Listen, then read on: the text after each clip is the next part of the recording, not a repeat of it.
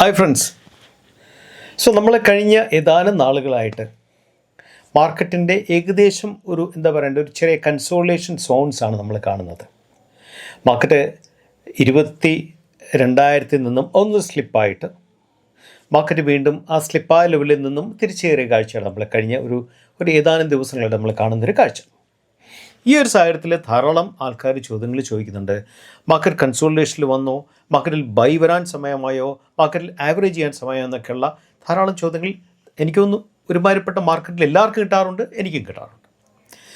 നമ്മൾ ഈ ഒരു ചോദ്യങ്ങളിലേക്ക് കടക്കുന്നതിന് മുമ്പ് ഏതാനും ചില ഡേറ്റയെക്കുറിച്ച് നമ്മൾ അറിയേണ്ടത് അത്യാവശ്യമാണ്. നമുക്ക് മാർക്കറ്റിനോട് ഡേറ്റ അറിയാൻ മേലെന്ന് പറഞ്ഞാൽ മാർക്കറ്റ് എപ്പോഴും വാല്യൂ ചെയ്യുന്നത് ഇതിനുവേണ്ടി പരിശ്രമിക്കുന്ന ആൾക്കാരെയാണ്. നമ്മളെപ്പോഴും നമ്മുടെ ലേണിംഗ് എന്ന് പറയുന്നത്, അണ്ടർസ്റ്റാൻഡിങ് എന്ന് പറയുന്നത്, എസ്പെഷ്യലി എൻവയറമെൻറ്റിൻ്റെ അണ്ടർസ്റ്റാൻഡിങ് എന്ന് പറയുന്നത് മാർക്കറ്റിൽ നിൽക്കണമെങ്കിൽ അത്യാവശ്യമാണ് മനസ്സിലാക്കുക എന്നുള്ള സംഗതി. അതിൻ്റെ പുറത്താണ് ഞാൻ കുറച്ച് ഡേറ്റയെക്കുറിച്ച് നിങ്ങളോട് സംസാരിക്കുന്നത്. കഴിഞ്ഞ ആഴ്ചയെല്ലാം US മാർക്കറ്റ് ഡൗ ജോൺസ് ആണെങ്കിലും S&P ഒക്കെ ആണെങ്കിലും നല്ലൊരു കറക്ഷനിലേക്ക് പോകുന്നൊരു കാഴ്ചയാണ് നമ്മൾ കണ്ടത്. S&P ക്ലോസ് ടു 8.5% കറക്റ്റ് ചെയ്തു, Dow Jones close to 10% correct ചെയ്തു, നാസ്ഡാക്ക് ഒഫീഷ്യലി ബെയർ സോണിലേക്ക് മാറി എന്നൊക്കെ പറയുന്നത് US മാർക്കറ്റിൻ്റെ കറക്ഷൻസ് ആണ് നമ്മൾ കണ്ടുകൊണ്ടിരിക്കുന്നത്. ഈ കഴിഞ്ഞ ആഴ്ച വന്ന കറക്ഷനോടൊപ്പം തന്നെ വേൾഡ് മാർക്കറ്റ് റെസ്പോണ്ട് ചെയ്തെങ്കിൽ പോലും ഇന്ത്യൻ മാർക്കറ്റ് റെസ്പോൺസ് ഡൈവേർജൻസ് ആയിരുന്നു. അതിൻ്റെ കാര്യം എന്താ? കറക്ഷൻ വന്ന US മാർക്കറ്റ് കറക്ഷൻ വന്ന ദിവസം ഒക്കെ, that means US market early morning കറക്ഷനി വീക്ക് ക്ലോസ് ചെയ്തെങ്കിൽ ഇന്ത്യൻ മാർക്കറ്റ് തുടക്കത്തിൽ ഒരു വീക്ക്നെസ് കാണിച്ചെങ്കിൽ പോലും അതെല്ലാം ബോട്ടിൻ എന്നുള്ള കൺസെപ്റ്റിലേക്ക് മാറി മാർക്കറ്റ് ക്ലോസ് ചെയ്യുന്നതിൻ്റെ സമയത്ത് അല്ലെങ്കിൽ ഫ്ലാറ്റായിട്ട് മാറിയെന്നും വേണമെങ്കിൽ പറയാൻ സാധിക്കും. ഇതൊക്കെ ഡൈവേർജൻസ്. US മാർക്കറ്റുമായിട്ട് സാധാരണ കൺവേർജൻസിൽ പോകുന്ന ഇന്ത്യൻ മാർക്കറ്റ് ഡൈവേർജൻസ് ആണ് കാണിക്കുന്നത്. കാര്യം US മാർക്കറ്റിൽ കാണിക്കുന്ന സൈൻ അല്ല ഇന്ത്യൻ മാർക്കറ്റിൽ കാണിച്ച സൈൻ. കഴിഞ്ഞ ഒരു 7 ദിവസത്തെ ഒരു ഡീറ്റെയിൽ നിങ്ങളെടുത്ത് മനസ്സിലാക്കാൻ സാധിക്കും. എന്തുകൊണ്ടാണ് US മാർക്കറ്റ് കറക്ഷനിലേക്ക് അല്ലെങ്കിൽ പോയത്, എന്തുകൊണ്ടാണ് ഇന്ത്യൻ മാർക്കറ്റ് സ്റ്റെബിലിറ്റി കുറിച്ച് നമുക്ക് കാണാൻ സാധിച്ചെന്നുള്ളതിൻ്റെ കുറച്ച് ഡേറ്റയാണ് ഏറ്റവും വലിയ കാര്യം. ഇന്ത്യൻ മാർക്കറ്റ് കുറിച്ച് പറയാനാണെങ്കിൽ നമുക്ക് ഒരു ബെറ്റർ GDP ഡേറ്റ കിട്ടി, ഒന്നാമത്തെ കാര്യം. രണ്ടാമത്തെ കാര്യം ലിക്വിഡിറ്റി പുഷ്. RBI 4-5 കൊല്ലത്തിന് ശേഷം RBI റേറ്റ് കുറച്ചു, രണ്ടാമത്തെ കാര്യം. മൂന്നാമത്തെ കാര്യം ട്രംപിൻ്റെ താരിഫ് വാർ. ഇപ്പോഴും ഞാൻ പേഴ്സണലി വിശ്വസിക്കുന്ന കാര്യം താരിഫ് വാറല്ല, ഒരു നെഗോസിയേഷൻ ടാക്ടിക്സ് ആണ്. കാര്യം US എന്ന് പറയുന്ന ആ കൺട്രിയുടെ ട്രേഡ് ഡെഫിസിറ്റ് $900 ബില്യൺ ആണ്. ആ കൺട്രിക്ക് ആക്ഷൻ എടുത്തേ മതിയാകൂ. വാളിനോട് ചേർന്ന് എത്തി എന്നൊക്കെ നമ്മൾ പറയുന്ന കണക്കുള്ള അവസ്ഥയിലാണ് USൻ്റെ അവസ്ഥ. ഇപ്പം ആ കൺട്രിയുടെ ആക്ഷൻ എടുത്തേ മതിയാകും. അതുകൊണ്ട് തന്നെ ട്രേഡ് വാർ എന്നുള്ള കൺസെപ്റ്റിൽ നിന്നും ഒരു പക്ഷേ ഇതൊരു നെഗോസിയേഷൻ കൺസെപ്റ്റിലേക്ക് മാറാനുള്ള സാധ്യത വളരെ വളരെ കൂടുതലാണ് ഗോയിങ് ഫോർവേഡ് ശരിക്കും. കാരണം ഒരു ട്രേഡ് വാറിലേക്ക് വന്നാൽ അത് വേൾഡ് എക്കോണമിയുടെ GDPയെ ബാധിക്കും. വേൾഡ് എക്കോണമി GDP എന്ന് വെച്ചാൽ സംതിങ് അറൗണ്ട് 3.3% ആണ്. അവിടെ നിന്ന് വേൾഡ് എക്കോണമി GDPയെ ബാധിക്കുക എന്ന് വെച്ചാൽ അത് ഗുഡ്സ് ആൻഡ് സർവീസസിൻ്റെ മൂവ്മെൻറ്റിനെ സീരിയസ് ആയിട്ട് ബാധിക്കും, എംപ്ലോയ്മെൻറ്റിനെ സീരിയസ് ആയിട്ട് ബാധിക്കും. അത് വേൾഡിലെ ചലനങ്ങൾ ഉണ്ടാക്കാനായിട്ടുള്ള സീരിയസ് ചലനങ്ങൾ ഉണ്ടാക്കാനുള്ള സാധ്യത വളരെ വളരെ കൂടുതലാണ്. അതുകൊണ്ട് തന്നെ ഒരു ട്രേഡ് വാറിലേക്ക് ഞാൻ എക്സ്പെക്റ്റ് ചെയ്യുന്നില്ല. പകരം ട്രേഡ് നെഗോസിയേഷൻസ് വന്നിട്ട് നെക്സ്റ്റ് ഒരു 3 to 6 months നെഗോഷിയേറ്റ് ഫിഗർ എല്ലാം കൂടെ അത് എസ്പെഷ്യലി USനെ സംബന്ധിച്ച് അവരുടെ അഡ്വാൻറ്റേജിലേക്ക് അവർ മാറ്റാനുള്ള സാധ്യത വളരെ കൂടുതലാണ്. USൻ്റെ ഏറ്റവും കൂടുതൽ ട്രേഡ് ഡെഫിസിറ്റ് ഉള്ളത് ചൈനയുമായിട്ടാണ്. ചൈനയുമായിട്ട് സംതിങ് അറൗണ്ട് $350 ബില്യൺ ട്രേഡ് ഡെഫിസിറ്റാണ് USനുള്ളതെന്ന് നിങ്ങൾ ഓർത്ത് നോക്കൂ. ഹ്യൂജാണ് ശരിക്കും. പക്ഷേ ചൈന ഇപ്പോഴും US പ്രതീക്ഷിക്കുന്ന രീതിയിലേക്ക് വഴങ്ങിയിട്ടില്ല. അതിൻ്റെ ഒന്നാമത്തെ കാര്യം എന്താണെന്ന് വെച്ചാൽ കഴിഞ്ഞ 5 കൊല്ലം കൊണ്ട് ചൈന ലോകത്തിലെ പല പല കൺട്രീസിനും ധാരാളം പൈസ, മില്യൺസ് ഓഫ് ഡോളേഴ്സ് കടം കൊടുത്ത് ഈ കൺട്രിയിലൊക്കെ ചൈന അവരുടെ വരുതിയിലാക്കി മാറ്റിയിരിക്കുകയാണ്. അതുകൊണ്ട് തന്നെ US ഡംപ് ചെയ്യുന്ന US-ലേക്ക് അയക്കുന്ന പല മെറ്റീരിയൽസും പല പ്രൊഡക്ട്സും USA ഹ്യൂജ് താരിഫ് കൊണ്ടുവന്നിട്ട് ഈ പ്രൊഡക്ട്സ് US-ലേക്ക് എക്സ്പോർട്ട് ചെയ്യാൻ പറ്റാത്ത ഒരവസ്ഥ വരുവാണെങ്കിൽ ചൈനയ്ക്ക് ഡംപ് ചെയ്യാനായിട്ട് പല കൺട്രീസ് ചൈന ഓൾറെഡി ഡെവലപ്പ് ചെയ്ത് വെച്ചിട്ടുണ്ട്.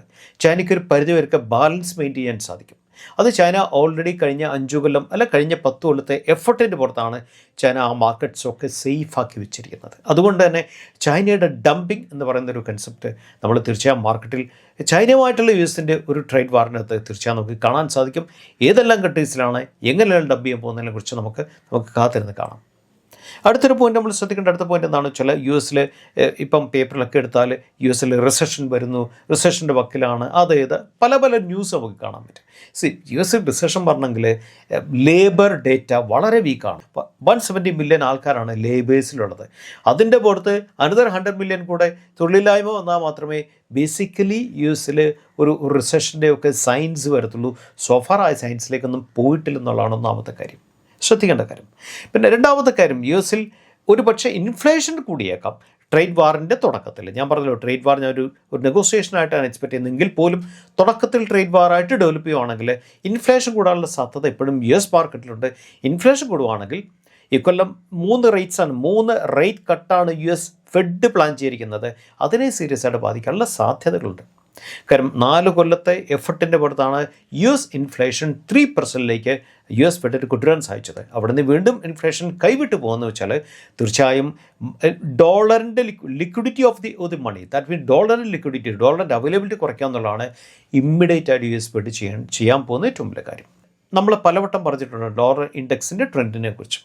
ഈ ഡോളർ ഇൻഡെക്സ് ട്രെൻഡ് ചെയ്താൽ എമർജിംഗ് മാർക്കറ്റ്സ് വെച്ചാൽ ഇന്ത്യ ഒരു എമർജിംഗ് മാർക്കറ്റാണ്, ബ്രസീലുണ്ട്, ലാറ്റിൻ അമേരിക്കൻ കൺട്രീസ് ഉണ്ട്, there are so many emerging markets ഉണ്ട്. എമർജിംഗ് മാർക്കറ്റ്സിന് അതെപ്പോഴും നെഗറ്റീവായിരിക്കും. നമ്മൾ ബ്രസീലിൽ മാറ്റി നിർത്തിയാൽ വേറെ ഇന്ത്യ ഉൾപ്പെടെയുള്ള പല കൺട്രീസിനും ട്രേഡ് ഡെഫിസിറ്റ് വളരെ ഹ്യൂജാണ്. അപ്പോൾ ഡോളറിൽ ഒരു $1 സ്ട്രോങ് ആകും തോറും, അല്ലെങ്കിൽ ഡോളറിൻ്റെ അകത്ത് ഒരു 1% അപ്രീസിയേഷൻ വന്നാൽ പോലും ഹ്യൂജായിട്ട് ബാധിക്കുന്നതാണ് എമർജിംഗ് മാർക്കറ്റ്സിനെ. അത് വളരെ ക്രിട്ടിക്കലായിട്ട് മനസ്സിലാക്കേണ്ട കാര്യമാണ്.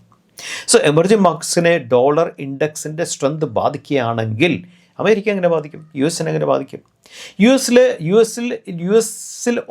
യു എസിലേക്ക് ഇമ്പോർട്ട് ചെയ്യുന്ന കമ്പനികൾക്ക് വളരെ ബെനിഫിഷ്യലാണ്. കുറച്ച് ഡോളർ കൊടുത്താൽ മതി. അവർക്ക് രണ്ടാമത്തെ പ്ലസ് പോയിൻ്റ് എന്താണെന്ന് വെച്ചാൽ അവരെ സംബന്ധിച്ച് അവർക്ക് അഡീഷണൽ പ്രോഫിറ്റ്സ് കിട്ടാനുള്ള സാധ്യതകളുണ്ട്. ഇതെല്ലാം കൺസ്യൂമറിലേക്ക് അവർ ആ പ്രോഫിറ്റ്സ് ഡൈവേർട്ട് ചെയ്ത് കൊടുക്കുമെന്ന് ചോദിച്ചാൽ അതൊരു ചോദ്യമാണ്. പക്ഷേ ഏറ്റവും വലിയ ഇഷ്യൂ എന്താണെന്ന് വെച്ചാൽ യു എസിനെ സംബന്ധിച്ച് ഏറ്റവും വലിയ ഇഷ്യൂ എന്താണെന്ന് വെച്ചാൽ ഈ കഴിഞ്ഞ ഏതാനും വർഷങ്ങളായിട്ട് ഡോളർ ലിങ്ക്ഡ് ആയിട്ടുള്ള ഡെറ്റ് ഇൻസ്ട്രുമെൻറ്റ്സ് യു എസിലെ ഒരുമാതിരിപ്പെട്ട കമ്പനികളൊക്കെ മാർക്കറ്റിൽ കൊടുത്തിട്ടുണ്ട്. ഡോളർ സ്ട്രോങ് ആകും തോറും ഈ കമ്പനികളുടെ, കാരണം ഡോളർ സ്ട്രോങ് ആകുമ്പം ഡെറ്റ് ഇൻസ്ട്രുമെൻറ്റ്സ് ആണ്, അതിൻ്റെ റേറ്റും കൂടിക്കൊണ്ടിരിക്കും. അങ്ങനെ കൂടുന്ന സമയത്ത്, ഡോളർ സ്ട്രോങ് ആകുന്ന സമയത്ത് ഈ കമ്പനികൾക്ക് സീരിയസ് ആയിട്ടുള്ള ഫണ്ടിങ് ഇഷ്യൂ, സീരിയസ് ആയിട്ടുള്ള പ്രോഫിറ്റിനെ ബാധിക്കാനുള്ള സാധ്യത വളരെ കൂടുതലാണ്. കോർപ്പറേറ്റ് ഏണിംഗ് എന്ന് പറയും ശരിക്കും. കാര്യം ഈ ഡെറ്റ് ഇൻസ്ട്രുമെൻറ്റ്സിനൊക്കെ അഡീഷണൽ ഡോളറിൻ്റെ സ്ട്രെങ്ത് കൂടിയുകൊണ്ട് അഡീഷണൽ ആയിട്ടുള്ള ഫണ്ട്സ് അത് മാറ്റിവെക്കുക എന്ന് വെച്ചാൽ റിട്ടേൺ ഏണിങ്സിന്നോ അല്ലെങ്കിൽ അവരുടെ ബാക്കിയുള്ള എന്തെങ്കിലും പാർട്ടിയിൽ നിന്ന് മാറ്റിവെക്കുക എന്ന് വെച്ചാൽ അത് ഈ കമ്പനികളുടെ എസ്പെഷ്യലി കോർപ്പറേറ്റ്സിൻ്റെ പ്രോഫിറ്റിനെ സീരിയസ് ആയിട്ട് ബാധിക്കാനുള്ള സാധ്യത വളരെ കൂടുതലാണ്. Bank of America already declare ചെയ്ത് കഴിഞ്ഞു അവർക്ക് $1 ബില്യൺ നഷ്ടം വരുമെന്ന്. അതുകൊണ്ട് തന്നെ മനസ്സിലാക്കണം. അതുകൊണ്ടാണ് യു എസ് എസ്പെഷ്യലി ട്രംപിൻ്റെ മെയിൻ സ്ട്രാറ്റജിയാണ് US ഡോളർ ട്രെൻഡിങ് US ഡോളറിനെ വീക്കാക്കുക എന്നുള്ളത്. എങ്കിൽ മാത്രമേ കോർപ്പറേറ്റ്സിന് ലോങ് ടേം പിടിച്ചിരിക്കാൻ സാധിക്കത്തുള്ളൂ യു എസിൽ. സോ ഇതൊക്കെയാണ് ബേസിക്കലി യു എസിനെ സംബന്ധിച്ചുള്ള കാര്യങ്ങൾ.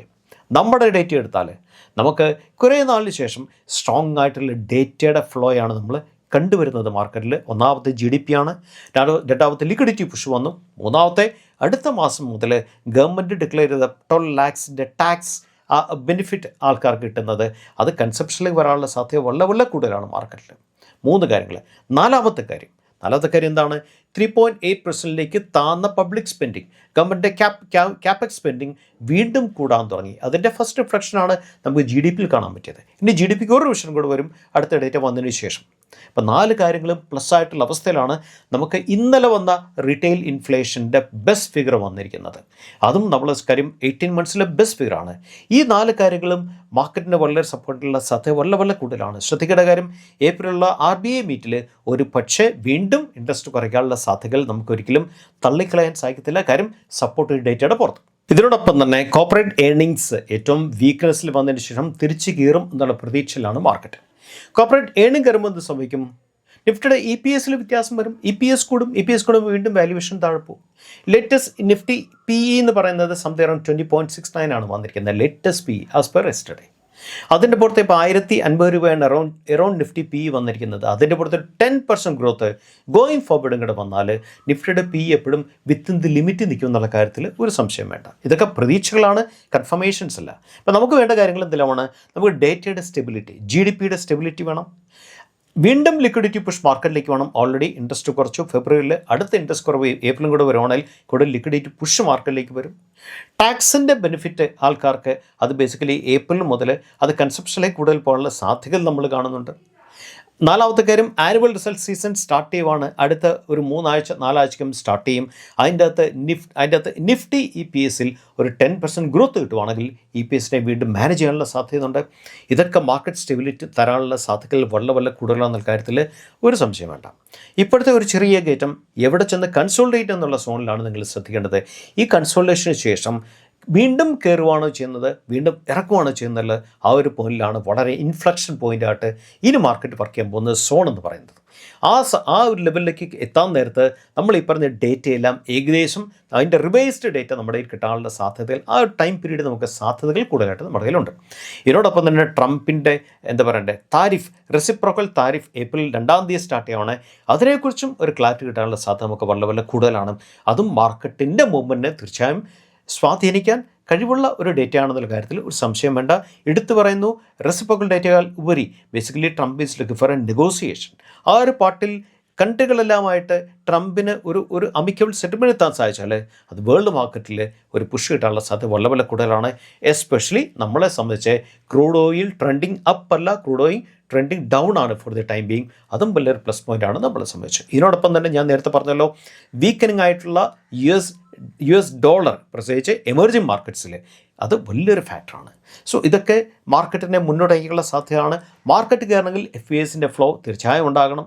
ആ FESൻ്റെ ഔട്ട് ഫ്ലോയാണ് നമ്മൾ കണ്ടത്. ഇൻഫ്ലോ വരണമെങ്കിൽ US മാർക്കറ്റ് ഓൾറെഡി കറക്റ്റഡ് ആയി കഴിഞ്ഞു. US മാർക്കറ്റ് കറക്റ്റഡ് ആയി കഴിയുമ്പോഴത്തേക്കും നമ്മൾ ശ്രദ്ധിക്കേണ്ട കാര്യം എന്താണെന്ന് വെച്ചാൽ USലെ ഇൻഫ്ലേഷൻ എങ്ങനെ മൂവ് ചെയ്യുന്നു എന്നുള്ളത് വലിയൊരു ഫാക്ടറാണ്. എസ്പെഷ്യലി തുടക്കത്തിൽ ഈ ട്രേഡ് വാറിൻ്റെ തുടക്കത്തിൽ ഇൻഫ്ലേഷൻ കൂടിക്കഴിഞ്ഞാൽ US മാർക്കറ്റിൽ കൂടുതലായിട്ട് കറക്ഷൻ വരാനുള്ള സാധ്യതകൾ തള്ളിക്കളയാൻ സാധിക്കത്തില്ല.